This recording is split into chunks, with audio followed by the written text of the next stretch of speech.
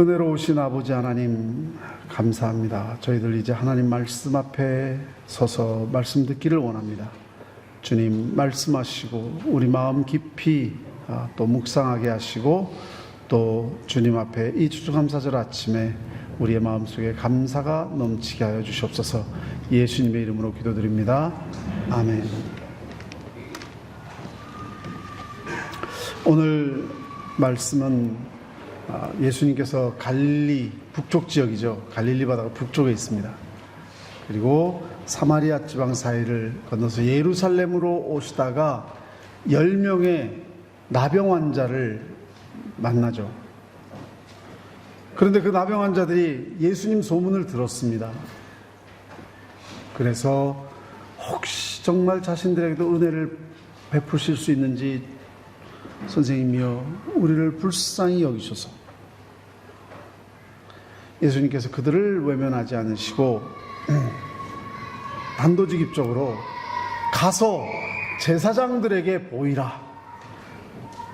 제사장들에게 보이라는 말, 그 말은 예루살렘 성전에 가면은 여인의 뜰이라고 하는 곳인데 거기는 방이 4개가 있습니다. 그래서 거기에는 나실인의 방, 삼손도 나실인이었죠. 사무엘도 나실인이었죠. 이렇게 구별된 자들의 방이 있었고요. 그리고 나무방이 있었고, 그리고 나병 환자의 방이 따로 있었습니다. 그리고 기름방이 있었고, 나병 환자는 그 당시에 불치병이었기 때문에 분리시켰습니다. 성 밖에 머물렀습니다. 그래서 나병 환자가 나병이 걸렸다고 하면은 아예 미리부터 장례식부터 치릅니다. 가족들하고 영원히 이별하니까. 그래서 가족들과 분리되어서 죽은 자나 마찬가지였죠. 그런데 우리가 지금은 알지만 나병에도 양성이 있고 음성이 있었습니다. 지금 그런 걸 우리가 지금은 알죠. 그런데 아마 그 당시에 잘 몰랐을 것 같아요. 낫는 수가 있으니까 그들이 그거를 증명을 받아야 되잖아요. 왜냐하면은 그들이 일반 사람에게 가까이 올 때에는 배를 울려야 돼요. 그래서 사람들이 다 쳐다보고 나는 부정합니다, 부정합니다 소리를 외치면서 가야 돼요. 그래서 사람들이 피할 수 있게. 만약에 그렇지 않을 경우는 돌에 맞아서 죽을 수가 있습니다. 그 정도로 저주받은 그런 상황이었습니다.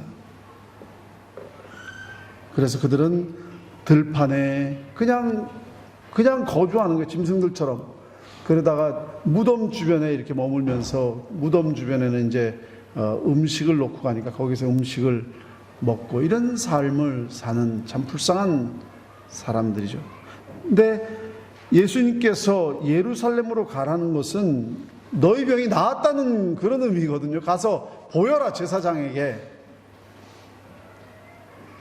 이 나병 환자들은 그 말씀을 듣고 갔다라고 하는 것은 예수님을 믿었던 건가요? 안 믿었던 건가요? 믿었던 거죠. 믿었으니까 순종하고 간 겁니다. 그런데 10명의 나 환자들이 가는 중에 깨끗함을 받았다. 14절에 그렇게 써있죠. 그들이 가다가 깨끗함을 받았다고 했습니다. 그들이 순종하고 갈 때 나았기 때문에 간 게 아니라 가다가 보니까 나았더라. 그래서 그들이 그 병이 나은 것을 보고 너무 기뻐가지고 아마 집으로 간 사람도 있었고 친구를 만나러 간 사람 아마 여러 가지가 있었겠죠. 한 사람이 나중에 보니까 그게 사마리아 사람이 이방인 사마리아 사람이 한 사람이 예수님께로 달려옵니다. 예수님도 예루살렘으로 가는 중이셨기 때문에 그래서 나병 환자들에게 예루살렘에 가서 보이라 이렇게 말씀하신 건데 그 중에 한 사람만이 예수님 앞으로 돌아와서 엎드려서 예수님 감사합니다. 그리고 예수님 발 아래 엎드려 감사하니 그는 사마리아 사람이다. 예수님 앞에 감사를 한 사람이 딱 한 사람입니다. 10분의 1. 그러니까 감사하는 사람이 무척 적은 거죠.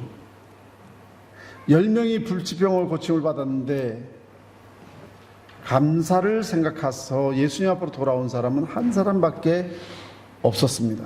똑같은 치유를 받았고 똑같은 은혜를 받았는데 한 사람밖에 감사를 하지 못했다라고 하는 것은 실제로 오늘날 우리의 모습도 반영시켜 줍니다. 감사할 일이 참 많은데 우리가 365일 속에 오늘 추수감사절이라고 한번 처음 감사하신 분들 안 계시겠죠? 이제 감사해야 되겠구나 생각을 비로소 했다라고 하는 것은 우리가 참 감사에 인색한 삶을 살았다는 것을 볼 수가 있습니다. 조그만 일에도 우리는 감사해야 되는데 우리가 이 땅에 나왔다는 자체가 그 감사할 일이죠. 생명을 주신 하나님께 감사. 또 그 많은 참 힘든 환경 속에 사는 사람들이 너무 많습니다. 근데 좋은 환경 속에서 살 수 있게 해주신 것 감사. 무엇보다도 영원한 심판과 멸망에서 예수님을 이 땅에 보내셔서 십자가를 지시게 하시고 생명 주셔서 우리가 무엇인데 우리를 구원하셔서 하늘나라에 기업을 있게 하시는 하나님의 자녀 되게 하시니 더욱 감사. 그리고 이 땅에 사는 동안에도 믿음으로 살게 하시고 믿음 가운데서 하늘의 기쁨과 평안을 누리게 하시니 감사. 어려운 삶 속에서도 믿음의 승리를 하시게 하시니 감사. 무슨 특별한 일이 있어야 감사하는 건 아니죠. 아무 특별한 일이 없어도 감사할 게 너무 많습니다. 아침에 일어나서 늘 감사로 우리가 하루를 시작해도 부족할 것입니다. 그런데 하루에 정말 아침에 일어나서 감사로 시작하는 분이 얼마나 계신지. 어떤 분은 아들레이드는 너무 조용해서 그걸 또 컴플레인 하시는 분들이 계세요. 여기 태풍이 막 나고 막 산불이 나고 막 지진이 나고 그래야지 익사이팅 하신가 봐요. 아닙니다. 평안히 사는 건 너무 감사합니다. 세상에 전쟁도 많고요. 지금 난민촌 보면은 참 어렵게 사는 분들 많아요. 그리고 정치 혼란 속에서 데모하는 홍콩도 보십시오. 지금 또 어디 무슨 알지 못한 질병이 퍼져가지고 에볼라라는 질병 때문에 사람들이 죽어나가고 지진 나고 무슨 돼지한테도 병이 생겨서 막 여하튼 두려움 속에 사는 일들이 참 많은데 하루하루 너무 편안히 일어나고 깨고 마음껏 신앙생활할 수 있는 것 얼마나 감사한지. 어느 기독교 가정에 아버지하고 아들이 말을 타고 가다가 아들이 달리는 말에 떨어졌어요. 굉장히 위험한 상황이죠. 막 달리는 상황인데. 그런데 아들이 흙을 털면서 다치질 않았어요. 아버지, 정말 말에서 떨어졌는데도 제가 다치지도 않았어요. 정말 하나님 은혜에 감사드립니다. 그래, 아버지가 대답합니다. 그런데 말에 떨어져서 안 다친 것도 감사하지만 나는 달리는 말에서 안 떨어진 게 더 감사하다. 그렇잖아요. 떨어져서 안 다친 것도 감사하지만 그냥 안 떨어진 게 너무 감사하죠. 오늘 이 시간 안 떨어진 거에 감사하시기를 주님의 이름으로 축원합니다. 얼마나 감사해요. 이렇게 자녀들하고 우리가 함께해서 같이 기쁨을 나누면서 살 수 있다는 것이. 왜냐하면 지금도 이 순간도 많은 사람들이 교통사고도 당하고 또 무슨 너무 힘든 일들을 많이 당해요. 지금 이 시간도 뉴사우스웨일즈에 너무 불도 많이 나고 해가지고 지금 사람들이 막 죽어가고 많은 사람들이 피난하고 있습니다. 익사이팅한 하나도 없습니다. 병나서 고침받는 것도 감사하지만 우리가 걸어서 이렇게 예배에 나올 수 있는 이 건강 주신 것 감사해야 됩니다. 정말 감사할 거지 10가지, 100가지, 1000가지인데 우리는 한 해 동안 너무 감사를 인색하지 않았을까. 그런데 10명 중에 9명은 왜 감사를 안 했을까? 왜냐하면 감사하는 마음이 없었던 것은 아니겠죠. 그런데 더 우선적으로 할 일이 감사는 아니었다는 겁니다. 친구도 만나야 되고 또 가족들의 또 어떤 사람 진짜 셀레브레이션 하려고 술집으로 달려갈 수도 있었고 다른 일들이 많은데 주님께서 감사할 사람이 너밖에 없느냐? 다 깨끗함을 받지 않았느냐? 그 아홉은 어디 갔느냐라고 하는 질문의 뉘앙스 속에는 주님은 감사하는 자를 기뻐하고 또 기대하신다는 것을 느낄 수 있습니다. 그러니까 다른 것도 많이 있지만 여러분들이 감사 마음이 없는 사람이 없을 겁니다. 그러나 감사를 표현하는 것이 우선적으로 이루어지는 것이 맞습니다. 그래서 프라이어리티라 그러죠. 감사를 먼저 해야 됩니다. 그런데 감사를 우선적으로 생각한 사람이 10명 중에 한 사람밖에 없었습니다. 감사를 잃어버린 자들 10명이 치료를 받았는데 9은 어디 있느냐? 좀 감사를 우선적으로 생각한 사람이 더 많았으면 좋겠다는 그런 주님의 아쉬운 마음을 여기서 볼 수가 있습니다. 이 말씀 속에는 하나님께서는 감사하는 자를 얼마나 기뻐하시는지 우리는 주님의 마음을 읽을 수가 있습니다. 그러므로 오늘 이 아침에 하나님 앞에 감사로 찬송과 마음을 올려드림으로 주님이 여러분들의 삶을 통해서 또 여러분들의 감사를 통해서 정말 기쁨이 넘치는 이 아침 되시기를 주님의 이름으로 축원합니다. 오늘뿐만 아니라 이제는 1년 내내 아침마다 감사, 저녁마다 감사. 뭘 감사해야 될까? 바울은 범사에 감사하라 그랬습니다. 범사에 감사. 범사에 감사라는 것은 all things, thanksgiving in all things, 모든 것에 그거는 좋은 일도 감사지만 일시적으로 다가오는 어떤 고난이나 시험도 하나님 앞에 감사할 이유가 있다는 것이죠. 그리스도 예수 안에서 그것이 너희를 향하신 하나님의 뜻이라는 것입니다. 코넬리우스 라이언이란 분이 계십니다. 책을 많이 쓰신 분인데 5년 동안 암투병 생활을 합니다. 너무 힘들죠. 암투병 생활. 항암 치료받는 것도 힘들고 늘 그 질병의 공포 속에서 사는 것도 힘듭니다. 그런데 늘 죽는 날까지 감사를 드렸습니다. 아내가 이상하게 물었습니다. 아니 그렇게 마지막을 바라보면서 지금 투병 생활을 하고 있는데 무엇이 그렇게 감사해서 매일 감사하면서 기도를 드리나요? 적어도 저는 5가지 감사할 일이 있고 그 외에도 더 많은 감사가 있습니다. 첫째로 내가 아침에 일어나서 당신을 볼 수 있으니 얼마나 감사한가. 사랑하는 당신을 볼 수 있는 날이 있는 것이 감사. 또 아침에 일어나서 가족들의 그 아이들 소리 또 가족들의 음성을 들을 수 있으니 얼마나 감사한가. 또 완전히 병들어 눕기 전에 원고를 다 탈구할 수 있으니 얼마나 감사한 것. 또 지금도 병과 싸울 수 있는 힘을 주님이 주시니 얼마나 감사한가. 그리고 5번째로 무엇보다도 주님이 나와 함께 하시니 얼마나 감사한가. 사랑하는 성도 여러분, 모든 것이 다 없다 할지라도 오늘 이 아침에 주님이 우리와 함께 하심을 감사드리시기 바랍니다. 주님이 함께 하시면 모든 것은 다 오케이입니다. 사람들이 다 오케이가 아니다 하더라도 주님이 나와 함께 하시면 오케이입니다. 오늘 아침에 여러분들은 무엇을 감사할 수 있으신지 한번 생각해 보시기 바랍니다. 나는 오늘 무엇을 감사할 수 있을까? 이런 분들도 이런 감사가 있었다면 나는 무언가 더 많은 감사를 할 수 있지 않을까? 이 나병 환자들은 예수님을 만났다는 것이 얼마나 감사한 일인지, 그죠? 많은 일들이 있겠지만 그 중에서도 예수님을 만날 수 있었다는 것이, 예수님을 만나지 못했다면 그냥 불행하게 살다가 죽었을 것입니다. 물론 영적으로 말한다면 그냥 불쌍하게 살다가 어쩌면 자연인 그대로 죽었으니 원죄와 자범죄 속에서 영원한 심판에 떨어졌겠죠.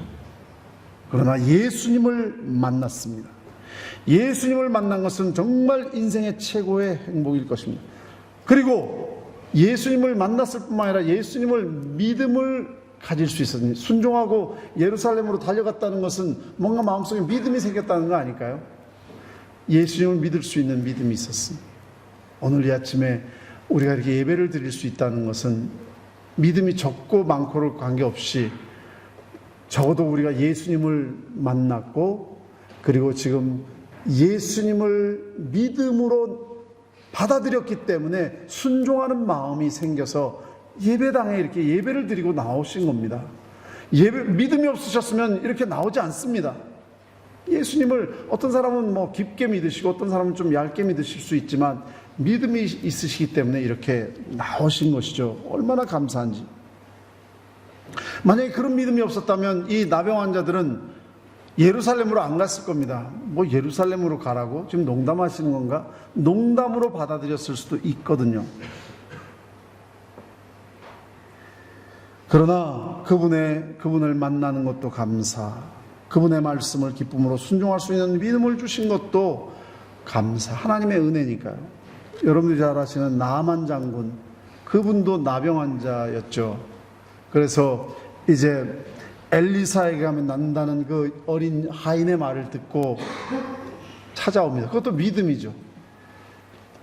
그런데 너무 황당한 이야기를 듣습니다. 요단강에 가서 만나보지도 않고 그냥 요단강 가서 7번 씻으라는 거예요. 아니 우리나라에 그 큰 강이 있는데 씻을 곳이 없어서 여기 와 씻느냐. 믿음이 사라져 버렸습니다. 화가 나서 돌아가려고 하는데 지혜로운 부하들이 간곡히 만류하면서 엘리사가 하나님의 사람 아닙니까? 권면해서 순종하라고 독촉합니다. 그래서 마음에 순종하는 마음이 생겨서 씻을 때에 그의 피부가 어린아이 피부처럼 깨끗하게 되었습니다. 그렇습니다. 믿음은 순종의 씨앗이고 순종하는 자는 그 순종을 통해서 축복의 통로가 되는 것입니다. 순종하는 자에게 하나님께서는 베푸시지 불순종하는 자에게 베풀지 않습니다. 순종하는 자에게, 순종한다는 것은 믿음을 가졌다는 증거이고 믿음을 통로로 삼아서 주님은 역사하십니다. 주님께서 우리에게 순종할 마음을 주시는 것 너무 축복입니다. 그래서 그들의 나병이 그 순종을 통해서, 믿음을 통해서 결국은 낫게 됩니다. 그들의 평생의 소원이 뭐였겠습니까? 나병이 낫는 것 아니었을까요? 예수님의 능력으로 그들의 기도가 응답받은 것이죠. 결국 예수님을 만난 것이 축복이었습니다. 우리도 마찬가지고요. 여러분들이 기도의 그 여러 가지 제목에서 응답받은 것이 많이 있을 것입니다. 또 많은 삶의 은혜를 누리면서 살아가는 것도 많겠지만 최고의 축복은 예수님을 만난 것, 내가 그리스도인 된 것, 하나님의 자녀가 된 것. 아마 지금은 잘 못 느낄지 모릅니다만 하늘나라에 가시면 이것이 어떤 의미였는지를 정말 깊이 있게, 내가 정말 죽을 뻔했구나, 영원히 죽을 뻔했구나, 내가 예수 믿은 것이 너무 감사하다, 감사를 드리게 될 것이지만 그때 가서 감사하지 마시고 지금 감사하라는 겁니다. 나중에 9명의 그 나병 환자들이 나중에 가서 너무 감사한데 예수님을 찾을지 모르지만 그때는 이미 예수님은 돌아가셨습니다. 십자가에서. 늦은 거예요. 여러분, 하늘나라 가서 감사하지 마시고 지금 이 시간 감사할 수 있을 때에 감사하시기를 주님의 이름으로 축원합니다. 감사는 순종의 열매이고 순종은 믿음의 열매입니다. 그래서 감사하는 자가 복이 있다는 것이죠. 왜? 돌아온 사람은 사마리아 이방인 한 사람이었습니다. 예수님이 그를 보시고 그에게 이르시되 일어나 가라, 내 믿음이 너를 구원하였다. 감사하러 온 그 순종의 발걸음을 믿음으로 보신 겁니다. 그리고 그 믿음이 너를 구원하였다. 그게 겨자씨만한 믿음일 수도 있지만 그 믿음이 너를 구원하였다. 그러니까 그냥 육신의 질병만 나음을 얻은 것이 아니라 영혼의 죄도 씻음을 받고 영생을 얻었다는 것이죠. 예수님을 구세주로 영접하고 이제는 영생을 얻게 되었다는 것입니다. 정말 너무 귀한 축복이죠. 육신의 나병을 치료받은 것도 너무 큰 은혜죠. 나병이 얼마나 무서운 거냐면은 그 당시에 일부러 나병 환자들은 고양이를 키운답니다. 왜? 이 나병은 몸이 자기가 썩는 줄도 모르고 감각이 없어진답니다. 그러니까 밤에 자다가 쥐가 와서 자기 몸을 그냥 뜯어먹어도 모르는 거죠. 그래서 주변에 항상 늘 고양이를 키운다는 그런 이야기가 있습니다. 얼마나 무서운 병입니까? 아프면은 아픈 거를 고통으로 느끼는 것도 어쩌면 그것도 축복인 것 같아요. 그런 생각을 해보면. 고통이 있는 것이 축복입니다. 신경이 살았다는 거거든요. 근데 나병은 그 신경마저도 죽어 있습니다. 그런데 정말 이 사마리아 사람, 의외의 반응이잖아요. 유대인들이 이렇게 자신들이 잘 믿고 자기들이 선민들이고 라고 이야기하는데 그들은 한 사람도 예수님 앞으로 돌아온 자가 없고 그들이 낮게 보고 정말 사람 취급도 안 하는 그런 사마리아인, 이방인 그 사람이 돌아와서 오히려 예수님께 칭찬받고 구원을 받았다는 것이죠. 정말 어떻게 보면은 믿음의 구원은, 믿음의 역사는 의회에서 나타납니다. 5,000명을 먹이실 때 재벌이 나타나서 빵을 공급한 거 아닙니다. 어린아이 하나가 그냥 오병이어를 예수님 앞에 바칠 때 예수님께서 그것을 축사하셨다고 했습니다. 감사의 기도를 드렸습니다. 감사의 기도를 드릴 때에 5,000명을 먹이는 역사가 있었죠. 평범한 사람이었습니다. 꼭 뭘 누리는 사람이 감사를 드리는 건 아닙니다. 여러분들이 잘 아시는 그 토크쇼 유명한 사람이죠. 오프라 윈프리. 아마 모르는 사람 없을 겁니다. 뉴욕타임즈에서 세계를 움직이는 백인 중에 한 사람을 뽑은 여인입니다. 근데 그분이 아마 거의 다 아실 거예요. 그분의 배경을. 굉장히 불우하게 태어났잖아요. 강간을 당해서 아빠가 누군지도 모르고 태어났고, 그리고 인종차별이 심했던 남부 미시시피주 거기에서 가난한 미혼모의 사생아로 태어나서 그것도 엄마가 걔를 키우지 못하고 할머니 손에서, 할머니가 또 매를 많이 때렸대요. 매를 학대를 당하면서 자랐고, 그래서 20대 초반에 가출하고 마약 복용으로 하루하루 지옥 같은 삶을 살고, 살 의욕이 없어 늘 인생을 끝내려는 생각으로 살고, 몸무게는 107kg으로 어떻게 보면 참 걷기도 어려운, 그런데 그 여인의 삶이 변화를 받게 된 것이 조그만 믿음, 감사. 그가 남긴 두 가지, 자기가 어떻게 그렇게 변화가 있었냐고 할 때 자기 그 두 가지를 씁니다. 책 읽기, 그리고 감사 일기. 매일 하루도 빠짐없이 감사의 일기를 기록했다는 겁니다. 그 감사의 일기를 공개하는데 보니까 오늘도 거뜬하게 잠자리에서 일어날 수 있어서 감사합니다. 유난히 눈부신 파란 얄미운 짓을 한 동료에게 화내지 않았던 것은 참을성 내가 있는 것이 감사합니다. 너무 단순한 감사들이에요. 좋은 책을 읽었는데 그 책을 써준 작가에게 감사합니다. 그러니까 감사라는 것이 뭐 특별한 것이 아니고 아주 조그만 감사들, 그런 것들이 우리의 삶을 변화시키는데, 그 변화라는 것은 하나님이 주신 엑스트라 축복입니다. 왜냐하면 이 나병 환자는 주님 앞에 감사를 드렸을 뿐인데 하나님께서는 육신의 질병만 낫게 해주신 것이 아니라 그에게 영생을 주셨으니까 무엇이 중요합니까? 육신의 질병 치료받는 게 중요합니까? 우리의 영원한 지옥에 떨어질 운명이 하나님 나라 가는 것이 더 중요합니까? 더 큰 축복을 하나님께서 엑스트라로 주셨습니다. 사랑하는 성도 여러분, 하나님은 감사하는 자를 찾고 계십니다. 그리고 그 감사하는 자의 그 삶의 마음의 그릇에 더 많은 것을 부어주시기를 원하시는 줄로 믿습니다. 겸손한 사람을 그 주변에 머물게 합니다. 반대로 교만한 사람 주변에 사람이 없죠. 떠나가죠. 칭찬은 사람을 가깝게 합니다. 남을 칭찬해 보십시오. 왜 내 주변에 사람이 없지? 남을 칭찬을 해 보십시오. 여러분 주변에 사람들이 많아질 겁니다. 넓은 마음을 가진 사람은 사람을 따르게 합니다. 리더들은 마음이 넓어야 됩니다. 기쁨은 사람을 감동하게 합니다. 그런데 감사는 또 다른 것을 넘치게 얻게 만들어 줍니다. 이 사마리아인의 경우가 마찬가지죠. 감사하는 사람에게, 우리도 그렇지 않아요? 누가 감사하면 더 주고 싶죠.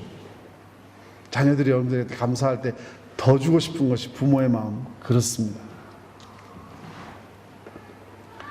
그리고 우리가 감사를 표현할 때에 또 다른 감사의 제목이 생각나는 것이죠. 감사하는 마음이 표현될 때 더 감사하고 싶은 마음이 생깁니다. 여러분 아마 체험 많이 하셨을 겁니다. 아내 생일날 여러분 생일 감사 카드 써보셨나요? 전혀 생각하지 않다가 카드 쓰는데 괜히 마음이 진짜 감사하네, 아마 그런 체험 하셨을 겁니다. 자녀들에게 여러분 생일 카드 써주셨죠? 전혀 그냥 매일매일 똑같은 자녀들 같은데 편지를 쓰려고 하다 보니까 우리 애들이 있어서 너무 감사하다, 아마 그런 체험들 많이 사실 우리 자녀들도 마찬가지고요. 엄마에게 뭘 쓰다 보니까 전혀 생각하지 못했는데 엄마가 너무 있어서 감사해. 우러나오는 겁니다. 우러나오는 겁니다. 감사할 마음이 없었는데도 감사하면 더 감사할 마음이 생기죠. 어느 추수감사절 아침에 목사님께서 그 전주에 아들이 교통사고로 죽었습니다. 그런데 그 다음 주가 추수감사절이에요. 마음이 무너져 내리는데 감사주일 자체를 성도님들에게 감사하라고 설교가 나오겠습니까? 마음이 지금 막 찢어질 것 같은데, 근데 매년 한 달 생활비를 추수헌금으로 드렸는데 헌금마저도 하기가 싫어지더래요. 그래도 안 할 수가 없어서 봉투에 감사헌금을 넣고 봉투에다 감사합니다 라고 쓰는데 그 순간 막 눈물이 쏟아지더래요. 오열을 하시더래요. 그런데 그 순간 눈이 열리더랍니다.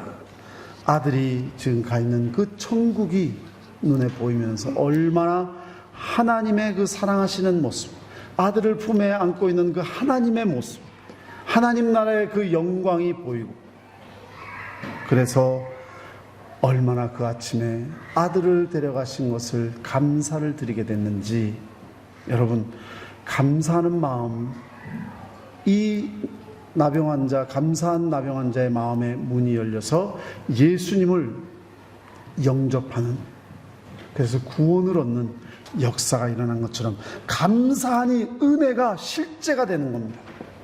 감사를 하니 진정으로 보이지 않던 하나님의 은혜가 보이더라는 것입니다. 그래서 그 목사님 평생 가장 뜨거운 감사주일이 되었습니다 라고 간증하시는 그런 간증 이야기가 있습니다. 사랑하는 성도 여러분, 오늘날에는 사실 너무 컴플레인이 많은 세상입니다. 여기저기 다 조그만 일에서 큰 일까지 컴플레인만 하는 세상입니다. 그러나 우리 크리스천들은 이 감사를 모르는 세상 앞에서 하루하루를 감사로 시작하고 감사로 끝내시는 축복된 백성이 되시기를 주님의 이름으로 축원합니다. 어떤 일을 감사하나요? 모든 일을, 비 올 때도 감사, 비가 오지 않을 때도 감사, 맑은 날도 감사하지만 비 올 때도 감사. 감사할 때 우리는 더욱 많은 감사를 느끼게 되고 더 은혜가 풍성해지고 더 하나님이 기뻐하시게 되고 영안이 눌려서 보이지 않던 하나님의 은혜가 보이기 시작합니다.